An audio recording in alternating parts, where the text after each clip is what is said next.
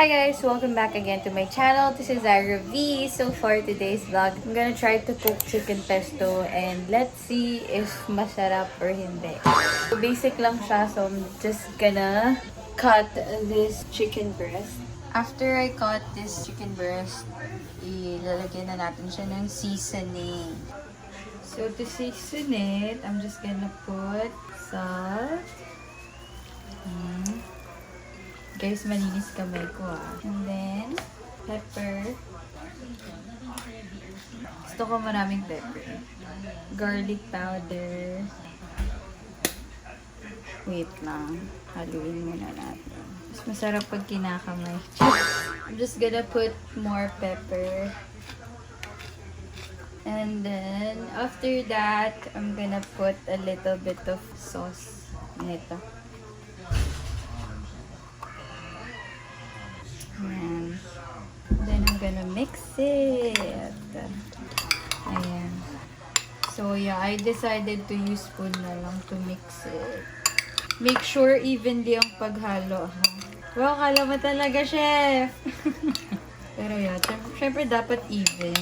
Para walang napag-iiwanan. Char.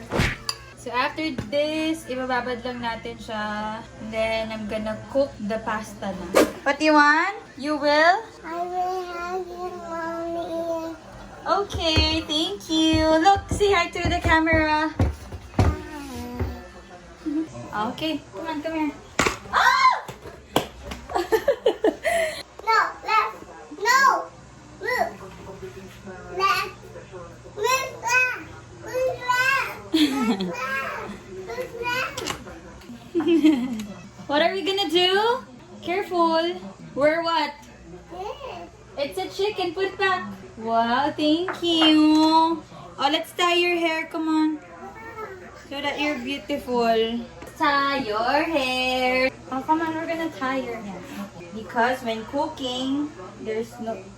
Dapat walang buhok. Wala na English.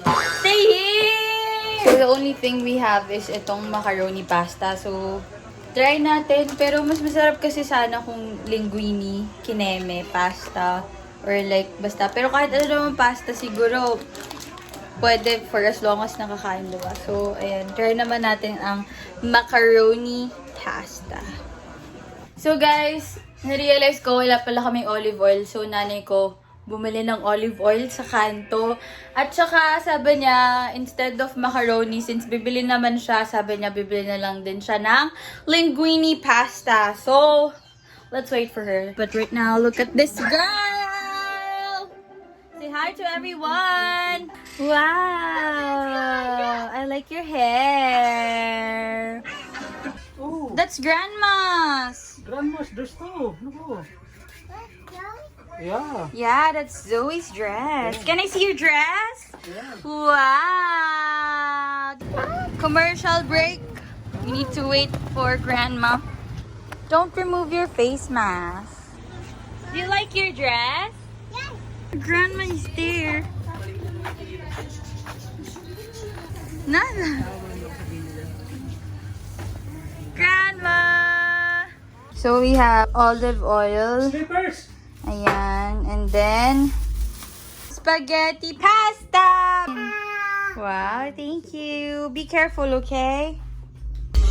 This girl wants to help mommy, right?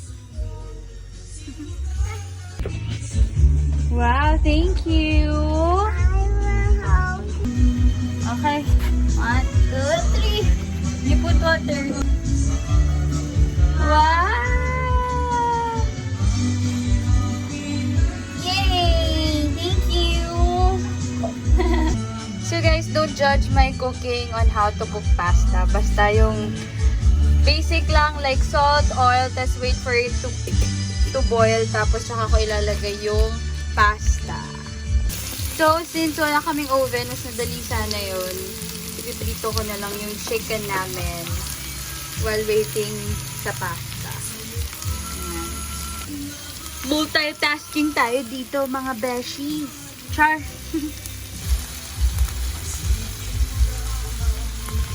Yes! Okay. So guys, make sure dapat continuous yung halo. Para hindi dumikit. Ayan.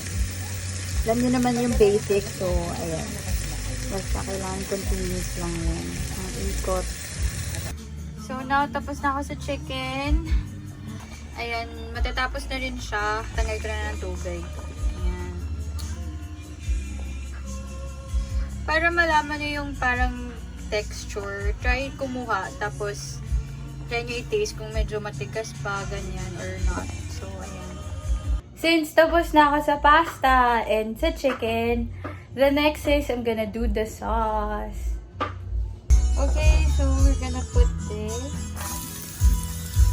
garlic. Haluin na lang natin muna. So next we're going to put this Clara Olay. Ayan.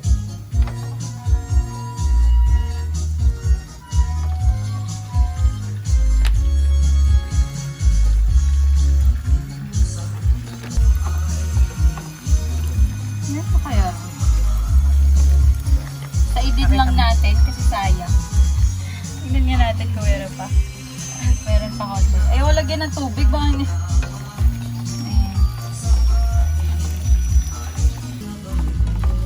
Meron tayong parmesan. Paano to? Wait lang. Parang kulang sa sauce. Ang buti meron pa kaming sauce. Dagdag ko pa yung sauce. Ha? Galing na. End up, andito na yung tita ko. Nanay ko. So, syempre, Parmesan cheese ang last para masarap. So, yummy. So, ngayon, taste test tayo. Taste test.